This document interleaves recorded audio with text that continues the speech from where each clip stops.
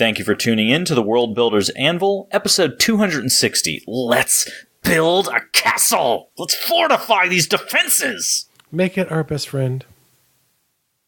And kill thy enemy. Okay. Don't know where to start building your fantasy world? Do you need more? Does it make sense? Forget any worries and become a crafter of imagination. This is the place where we will prime your mind. Now, it's time to heat up the forge. Break out the mithril ingots and hammer. Welcome to the World Builder's Anvil. I'm Jeffrey W. Ingram. And I'm Michael Miller. Let's sup from the milk of Java and build. Welcome back. I am nervously yours, Jeffrey W. Ingram. Bringing the intensity, I am Michael Miller. Whoa. Slaughter the infidels! Okay. Fair I don't enough. know, I just got hyped up in the last couple of minutes. Yeah, I know. I'm going to chalk it up to Coca-Cola and Jack Daniels. Now, we are going to build a castle. I'll give a kind of a brief history of it. Can it be in the sky? No. On a cloud? No. No. Okay. It's like it's in the sky. We are going to build the Castle of Many Arrows. And Ooh, it has a name. it has a name. It has a So name. it must have a place. It has a place. All right, tell me about this. Okay. So the location of it is on top of an outcropping of rock over the sea, basically about 1,000 feet off the ground, standing above what below it is the city of Kleinpharas or Highwall. Oh, no kidding. So this is like a protective thing over Highwall. Over Highwall. I didn't know this existed. Is this like you've created a new thing? In your time era, it's called the Citadel of Kleinpharas. You pass through the gates, and that's where you go talk to the prince. No kidding. But it's a very big complex. The Citadel of Many Arrows was actually built by orcs when they took over the area. And because of its location, it made it very vulnerable. There were, at the time, the city of Highwall was much smaller up on the hill.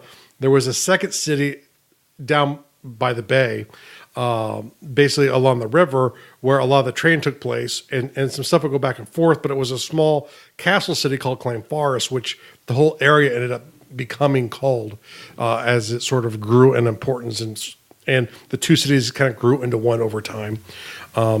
So is this actually physically a part of what I know as Highwall and what we call Kleinpharas, or it's a secondary piece, but... It is, at the time you know it, it's part of the single piece. In this period of time, there are two pieces. There is an area with the castle that was completely wiped out by the orcs to remake it their own. And a new city started growing up there. And the extended part of the castle city, which was called Kleinpharas, which the whole area ended up becoming called over time as the two cities grew together. So now they built this higher elevation area. They built this up out of necessity. It wasn't first. It was built because of its strategic location. It overlooks the sea, so you can see for miles sea traffic. Well, right, but and there's a natural harbor 1,000 yards below it. Totally makes sense, but I'm specifically asking if this area was built up first, or if the lower area was built up first. The lower area probably started first. Okay, so it makes sense that having this elevated area, like we might have to build up there or take it over from the orcs because just strategically we should hold that because they can beat up the city from there. And not only beat up the city from there, but essentially, I mean, they have visibility over a really big area up there. They had some magical ability, so they could be communicating out. It makes it impossible to go past it by sea. Actually, when the humans overthrew the orcs, this city or this castle itself was one of the first targets that was attacked. They attacked several different places simultaneous in ancient sense, which means probably within the same month. But this was like one of the first targets they had because they knew also too if the orcs knew it was coming, it would probably be almost impossible to get to it, to get close enough to it to be able to take it over, and it would be a really long, bloody siege. And in a way, this area was kind of inspired by Masada, just because of like it's like this big several acre complex on top of a giant plateau. The difference was there's a parcel of land of hard rock that keeps it connected to this to the mainland, so it's not quite an island. It becomes technically an island over time. They actually break the rock completely between and make a bridge across it, so the bridge can be destroyed if need be. But that's later on. But it's a several acre area. But be clear, Masada is a real thing. So explain Masada for a second. Yes, Masada was a fortress built on top of a plateau in the desert outside of Jerusalem by King Herod the Great. And essentially it was a couple different residential palaces, some governmental offices, a bunch of storerooms, a giant garden, and a giant swimming pool, and Roman baths, and just a gigantic, gorgeous plaza in its day that stood on top of this tall pillar of a rock in the middle of the desert. So for some fun reading, go look up Masada. Yes. And I would there was argue, a very depressing miniseries back in the day, I remember too, but I don't even remember the name of it. This is just because word association. The Mossad are one of the top like special forces teams in the world. Mm-hmm. I'm assuming that's where they get the name.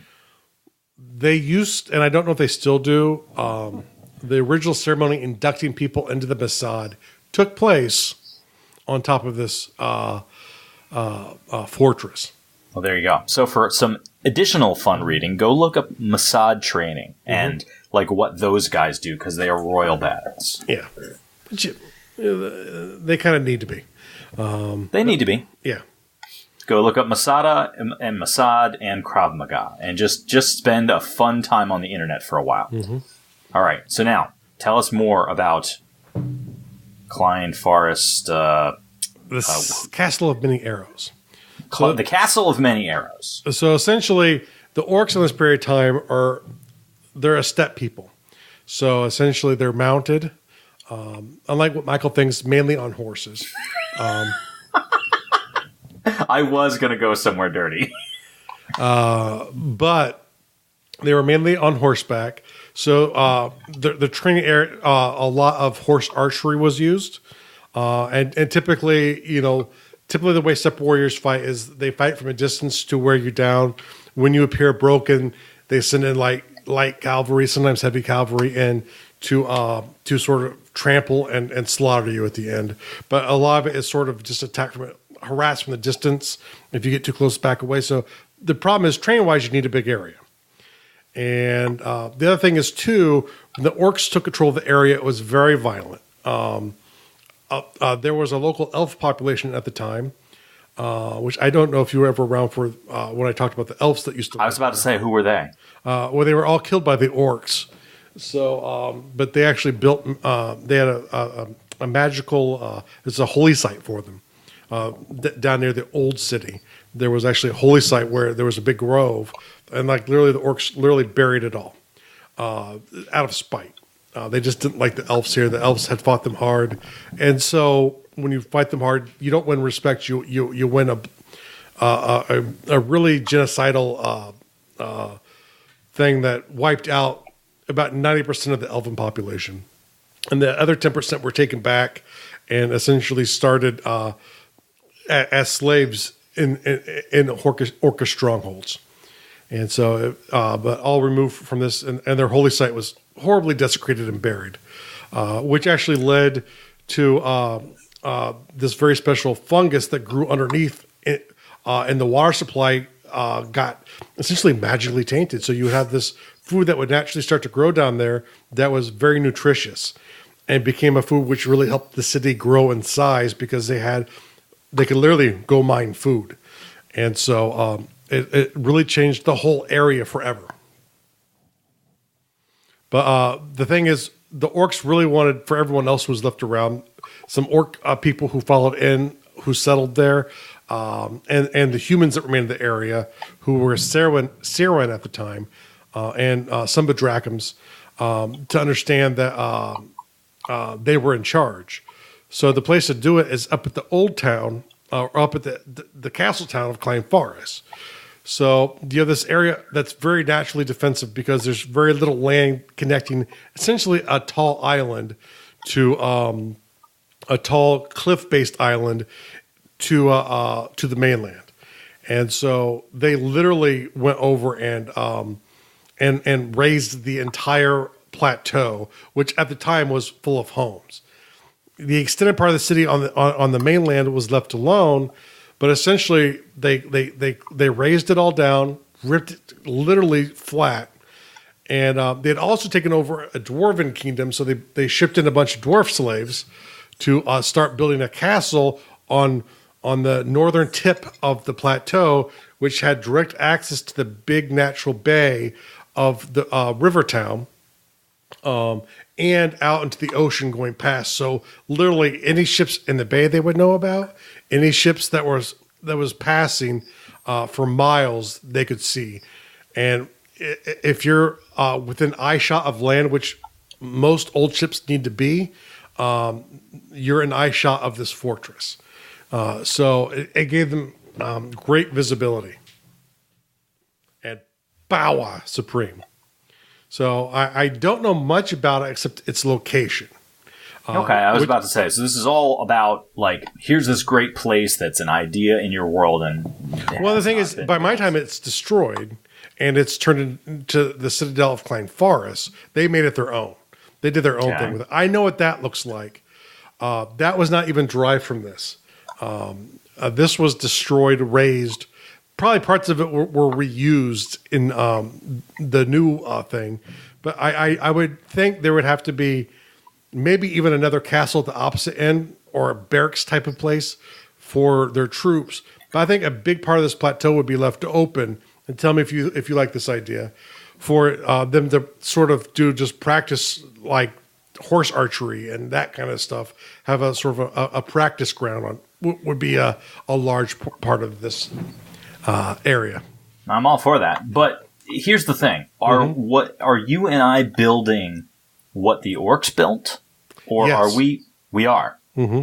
So we need to think about this the way the orcs would think about it, because part of me is like, I want boiling oil, I want tons of crazy defenses, but the orcs are pretty offensive, so I'm not sure how they would go about building a structure. I mean, again, getting back to what you were saying earlier about them being a steppe people, is this one of the first real defensive structures that they decided to do? This is one of the first defensive structures. It was their recognition of how important this land was, because essentially north of here, you have these vast plains, which is great, but south of here, it becomes very rugged and not quite as adaptable for horse-mounted orcs. But there are also wolf riders too, which my wolves have claws and they're very good at rock work. But the warfare would change. This was so like land warfare wise, it was a strategic area where things changed a lot. You have a giant forest called, from this point on, called the Evermoan Forest. The reason it was called the Evermoan Forest, which is the English name for it, was because the cries of the elves would never go away. That's how horrendous the massacre was in this area. I mean, it's like literally, I mean, think like 90% of the population by the sword, you know, colloquially, you know, it might have been burned, but, you know, colloquially they were taken down by the sword. So the people around here just start calling it Evermoan because you would always hear the elves crying from this dastardly event. Whiny elves. And the elves would crying over your genocide and all. The elves would never have a substantial hold in this forest ever again. So it was a whooping. But they also had taken out a dwarven kingdom. That's where a lot of their architects came from. And so this is also practiced for their future endeavors, which are like cities like Ordessa and Vilna, which are literally carved into mountains. And so I think part of it has to be carved in a bit into this giant pillar. It's 1,000 feet over sea level, so it's quite a distance up. Yeah, I believe it's about 1,000 feet over sea level. But being at the sea, that's quite a distance down. And a lot of it is sheer cliff. And there's a little bit more at the bottom, but it's largely sheer cliff. But I think they probably go into and start practicing some of the techniques they use on those bigger mountains that they transform into cities later on, going forward from this time. And by they, you're referring to the dwarves. Well, the dwarves, but for the elves. I mean, for the orcs. So essentially, the dwarves are enslaved and the elves are enslaved in this area literally by the orcs. So they do the architecture. They don't necessarily do all of the labor, but they are the brains behind the early architecture. Being steppe people, they had never really done permanent residence before. This is the first time like they were really starting to settle down and trying to control an area.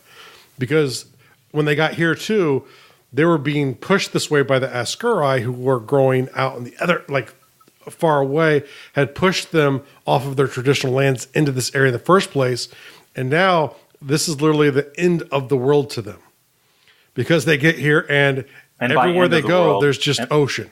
By end of the world, you mean edge of, as opposed to the world is ending. Well, yeah. So for them, there's no more land to ride. So they better start buckling down and preparing because the Askari come this way.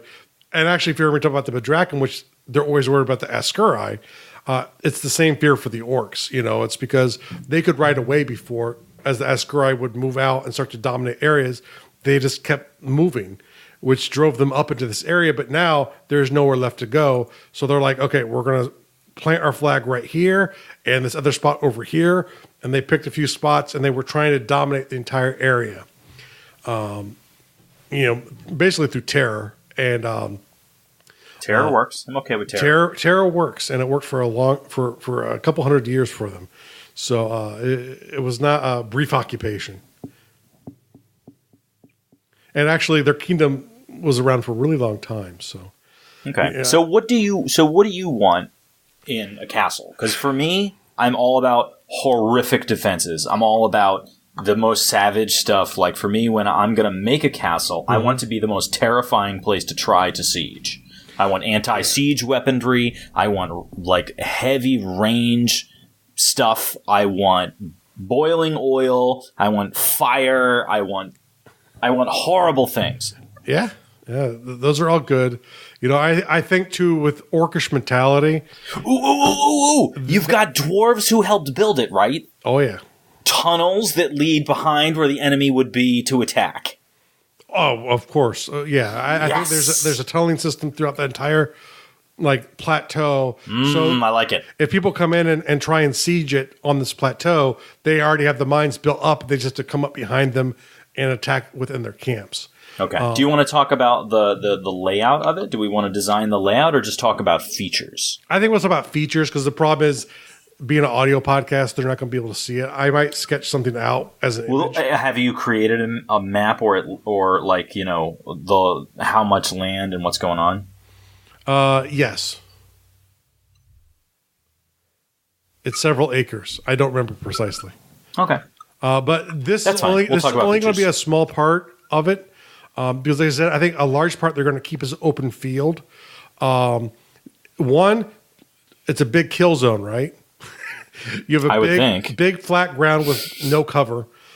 So if you're attacking them, you have a long way to go to get to the castle. Once you get up into this area in the first place, which is through a fortified town, you get through the fortified town, you get through that narrow land bridge that connects this with the town. You have this huge thing. At one end, I think you have a less impressive castle that is meant to store troops and weapons. Okay. You have the field in between, which they can go ride around on the horses or wargs, shoot a few. They'll bring in some humans from town and just shoot them as target practice. And, maybe leave some skeletal corpses along the edge of it, for ambience. But I think as you go south, you're going to see this field that's well trodden by horses. That's probably pretty poorly taken care of, with nothing better than brush. And at the northern tip, though, is this bigger castle where the official stuff takes place in, the residence of the ruler when he's in town, has the keep. This is where he stays. But I think as you approach it, the southern wall is probably carved horrifically. Like images, like images of orcs ripping humans in half, or okay. you know what I'm saying? It's like as you approach it's talking about. It's an intimidation factor. It's It's probably relatively high, high walls and high wall. But I think it's. I know I like dark stone here, just because it gives that evil vibe from old school evilness, which is typically the way I want people to perceive my orcs when they see them. Shocker. And their actions don't always necessarily make you think differently, but they really just have a different brain process, which is why they are the way they are. For them, these people are all weak, and therefore their property. Okay. The problem is around here there isn't a lot of dark stone. There's not a lot of volcanic activity in the area. They'd probably have to ship that in from the mountains. But once again, though, it's also showing wealth. So you have these big, I don't know, these big dark stone walls, probably like 30 feet tall, with towers that have blades that come out of them. Very nasty looking. Probably dwarven architects typically like to carve in features as well, like facial features. So there might have even been on the north end overlooking the bay, like a giant version of, it was General Bludjest. He was a warlord. The humans call him General Bludjest. That was not his real name, but we'll use his human name. He's orcish? He was the orcish warlord, and he was probably the mastermind behind most of their bigger victories. He was not really the king, but he was the guy with the army and the power. So he kind of was. But this was his main castle. Okay. And so I think like the rock face kind of below the castle, like they would have carved his face to overlook the bay with all of the ships, all of the commercial fishing and ships happening down there. Like literally there'd be like a giant 30-foot version of his face. So like if you're in the harbor, you could see his face looking down at you. I like that for intimidation factor. And dwarfs like carving humanoids into stone. It's like in every game world. It's just a hobby. Kind of their jam. It's their jam. That's right. So, but a big monolithic orcish face just staring down at the harbor, like I'm watching you. You're paying those taxes when you dock, right? Which probably would have annoyed the humans when they retook it because they would have had to deface it, so you couldn't recognize it anymore. But fair enough. But I think that would be going on, and maybe something cool for the eyes, like maybe like instead of like eye pupils, it was opened up, and they would build great fires. I like that. So like you had like that detail, like burning red eyes, like overlooking, which was not true at all. Orcs don't have burning eyes, but it makes for a cool cinematic feature to look down upon the town with. The little commercial town of humans and pathetic orcs that were all his property anyway. But yes, I mean, I think one of the big needs and one of the problems the orcs had is they did not have the numbers. They had a more advanced military technology when they arrived, which was the biggest reason why they literally crushed the heck out of the old human king. And their fighting tactics, the Bedrachim had been so far away from the steppes, they didn't even remember how to fight that way. So like they were tricked. I mean, it was just bloody massacre early on. Like the army of the king was really just massacred too. And which made the rest of the conquest, it just took time. Most of it was sort of rolling up going, we're in charge, you have a problem with that? And the people looking at the army going, Nope, we're good. That's okay. And but they lacked population. So, and a lot of it starts to get distributed where you have minor officials that had a small group of men would have to stay in an area and control a larger area. So we need something to convey a force bigger than it really is, maybe. How many orcs are born to an orcish pregnancy? Just one. Sometimes two. Very human-like there. Okay. Because in Shadowrun, they're more like a litter. You very commonly have like 3, 4, 5 births. Yeah. I mean, that's not productive for a steppe people. They didn't have agriculture for a long time, so their population was just naturally smaller. It could grow probably as fast as human population could grow, but the problem is the humans here had been in the agricultural society had much larger population bases, which made the threat of rebellion high on the orcs' concern, because to control this massive area, they have to really break up their army. Earlier on when they're conquering it, they can consolidate it, but they start losing bits and pieces to hold on. So I think we need some kind of feature. Maybe the head kind of does it, but maybe something else that makes the fortress just look like it stores a lot more people than it has. I don't know if you have any ideas for that. Well, would they be clever enough to make not terracotta warriors, but like phony, decoys? Oh, I mean, yeah, in battle or whatever, in camps and stuff, they would do that. I don't know if they would do that for a castle. I mean, maybe they had something that got moved around, but the problem is you're going to have humans in and out of there. Mm-hmm. And maybe it's the big walls as you approach it. Maybe that's kind of the thing where they're bigger than they need to be to make it appear more opposing than it really is, because imposing. Imposing. It's a different kind of posing, as opposed to opposing, which is like your thumb oppose. Or dethroning, which is completely different, which is what they're trying to avoid. As opposed to defrocking, which is another thing. And once again, a completely different thing. But the idea is here, especially like with the general leaves, which is often out, putting down rebellions here or there, very small garrisons are left behind, and they don't trust humans in their garrisons. Mm-hmm. They do have some human warriors, but they always go out. They're always with the army. They're trained to fight their ways if they can do it. But, especially in this period of time, they don't trust humans enough. And they don't want humans in charge of things anyway. But there are even some areas where they still keep human lords, because there aren't enough orcs even to really be lords over all of the land.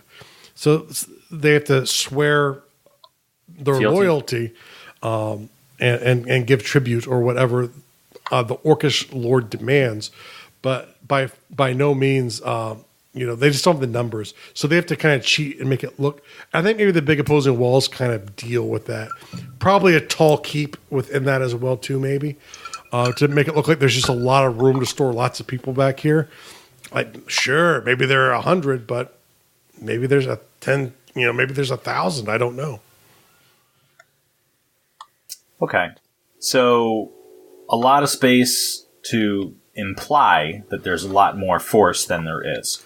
What about when somebody's totally not fooled by that, some sort of protective whatever, whether it is devices or siege weaponry or whatever, to compensate for the lack of numbers? Let's see. Because some people are just not going to be scared by the numbers no matter what they are. Some people are going to get fed up and be like, screw it, we're taking this no matter what. Mm-hmm. And despite the fact that they might have 500 men up there, 500 orcs up there, we're still going for it. Hell nor high water, we're taking this tower. That's a good thing. We're attacking this castle. I think that because of what you're saying, there's going to be a couple of things. One, I think they have sloped walls. Oh, yeah.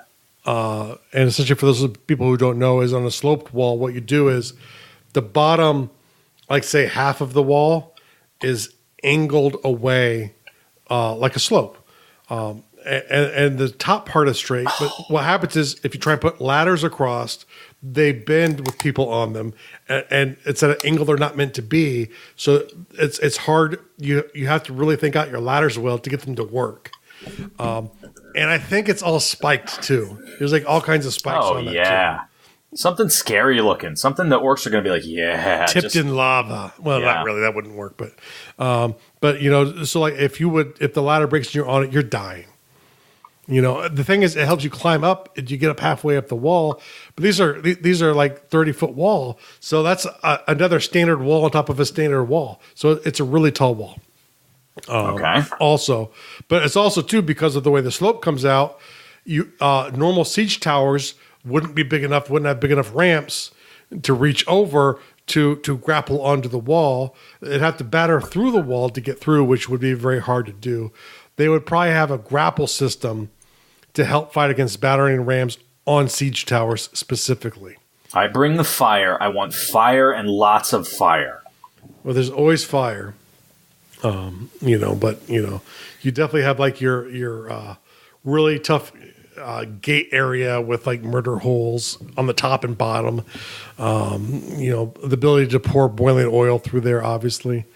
You know, death trap central. Really, just everything you walk in, you know, with scenes of like heads with holes in them carved over the ones on the walls. Mm-hmm. So there's like literally like a head of a human with like a big hole through the eye where a spear could come out and stab you as you walk through the gates into the castle. Nice. But really just trying to drive the point through.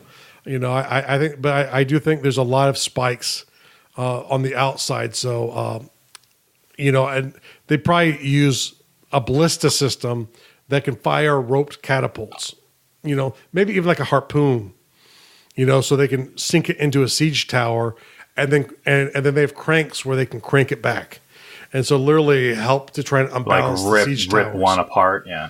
Yeah, or tip it over, probably more likely. But I think if they can keep you out of the city is their best thing. I think that tunnel system they have pre-built, you don't know where those tunnels are, but they can pop out probably behind your lines. You know, you have to worry about everywhere on top of the plateau to occupy to be able to try and siege it. So, well, let's say you get behind the lines. What would be a super effective thing to do once you're behind the lines? Well, you start burning. I mean, typically the back of siege towers are open. So, you know, but you could literally go kill the commander, you know, go take out their missile weapon guys, you know, the softer targets, you know. And remember, the guerrillas with the step attitude are very much hit and run, so they could come out, you know, go back in probably through hidden spots that are right around you that you don't necessarily know where they are. And now you can spend time trying to find where the hidden spots are, but they're coming up, taking shots through there, going back down, hit and run kind of stuff until they feel like there's a real advantage they can take to move through.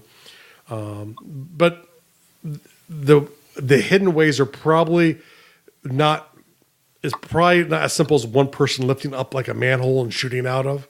There's probably several people going to be needed to be able to keep the opening open, or else it would just be people would just fall in it as they walked over it. But there would probably be pits up there as well too, areas where they're covered traps as you approach to try and dissuade bigger equipment from getting to the walls of the palace. So I think sort of as you get closer to the palace, there's probably hidden, not really moats, but ditches that are essentially covered. And if you drive in the wrong spot, a big wheel of the siege tower will break through it, or troops start going over it. It's probably will only take a couple people to have enough weight to break through it. And once again, spiked pits that fill up with fire at Michael's whim. All of the fire, all of my whim. Big fan.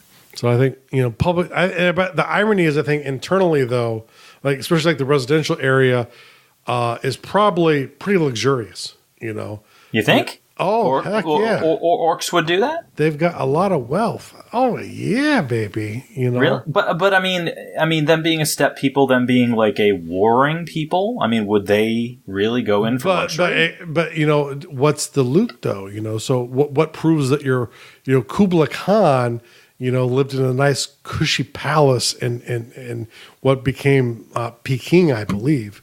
So not out in the steppes. So once you start settling in, it's the furs from all over the world that you've conquered.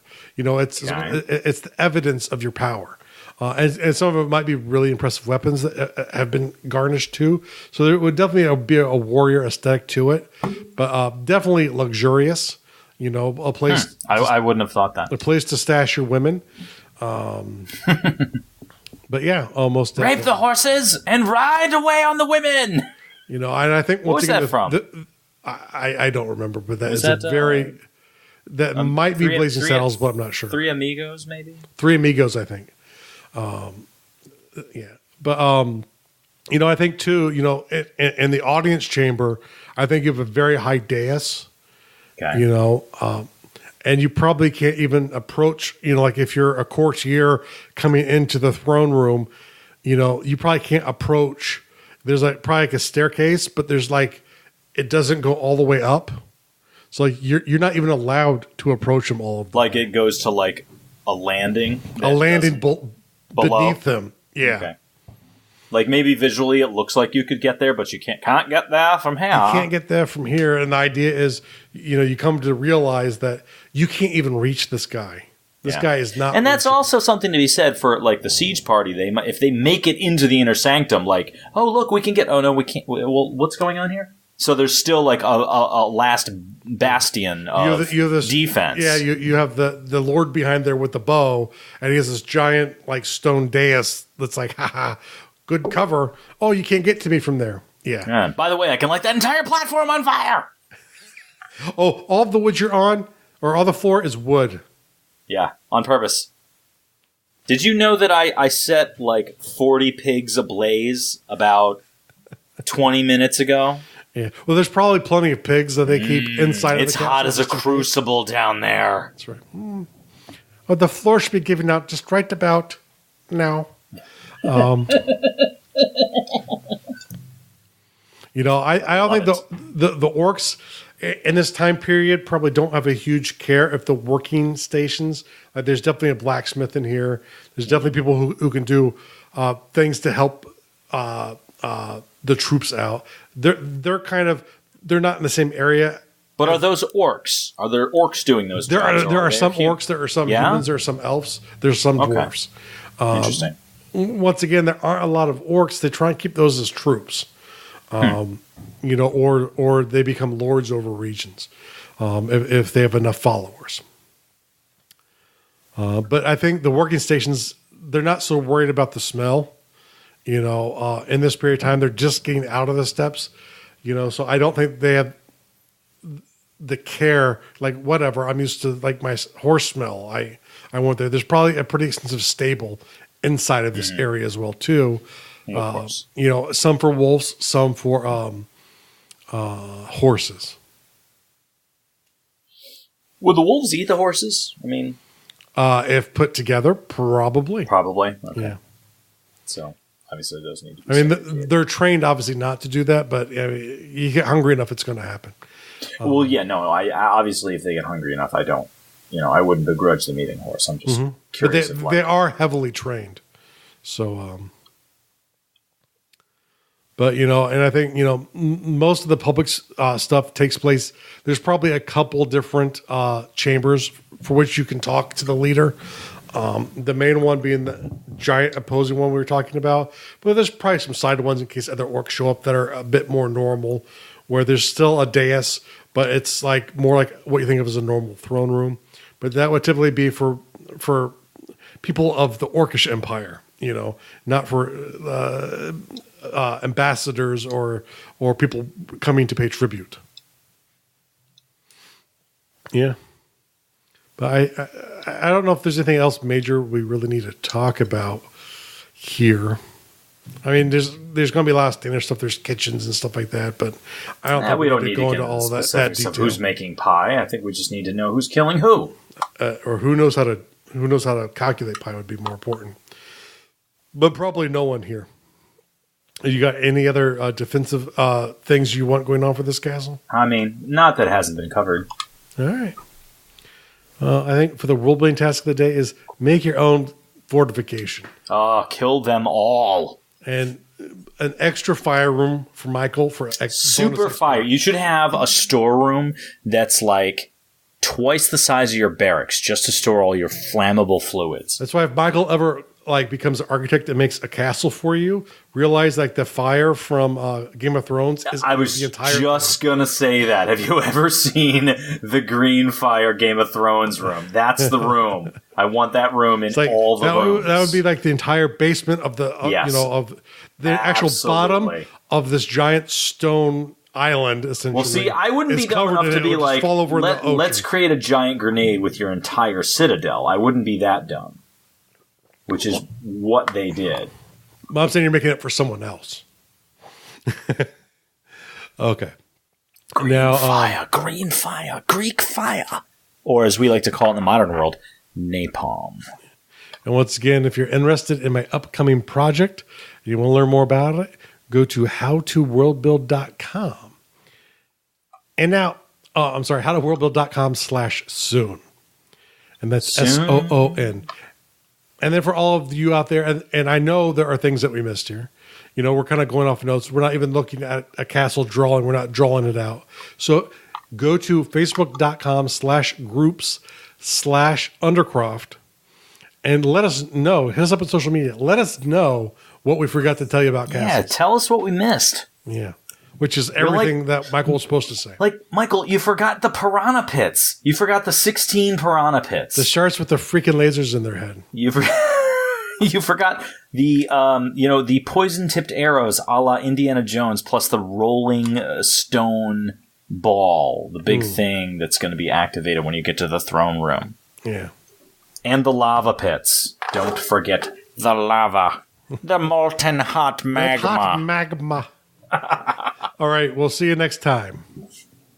Thank you so much for listening to the World Builders Anvil. We would love it if you would share the World Builders Anvil with 2 of your friends. And so would they. If they are unfamiliar with podcasts, then you get to introduce them to the wonderful world of podcasting. Take them to Stitcher or iTunes, or best of all, just send them to our website, www.gardul.com. That's GARDUL.com. Now strike while the mithril's hot.